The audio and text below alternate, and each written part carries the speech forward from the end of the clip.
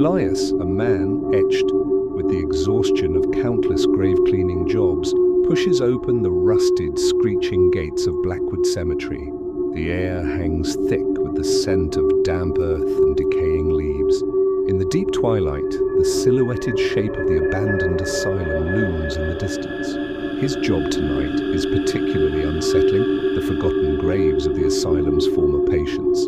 His face is grim, and the single oil lantern he holds casts a meager yellow glow on the iron bars and the wet fallen leaves at his feet. The fog is a living entity, coiling around Elias's ankles as he navigates the overgrown paths.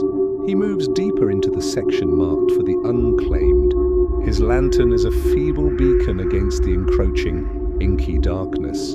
The shadows cast by the light make the gnarled, leafless trees look like skeletal arms reaching out. Every crunch of his boot on the wet, fallen leaves is amplified in the heavy, suffocating silence of the graveyard. He knows he's being watched. Elias kneels at the first stone, barely visible beneath a shroud of green moss and grime.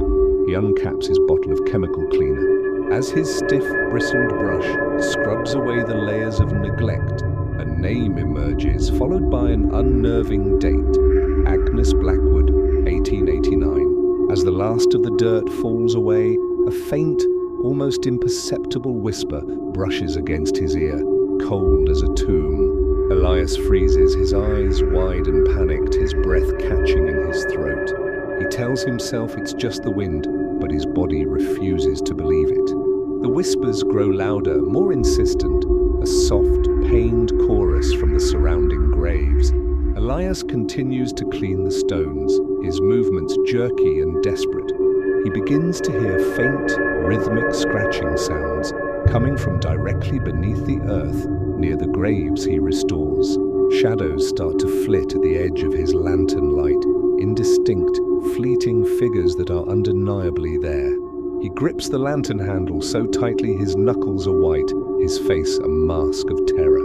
Elias stumbles upon a different kind of grave. Instead of a weathered stone, a crude, rotting wooden cross stands crookedly. As he pulls it free to clean the area, a small, rusted locket falls from a crack in the wood. Driven by a morbid curiosity, he opens it, revealing a faded photograph of a young woman with eyes that seem to stare directly into his soul. As he holds it, a chilling, inhuman scream tears through the cemetery air.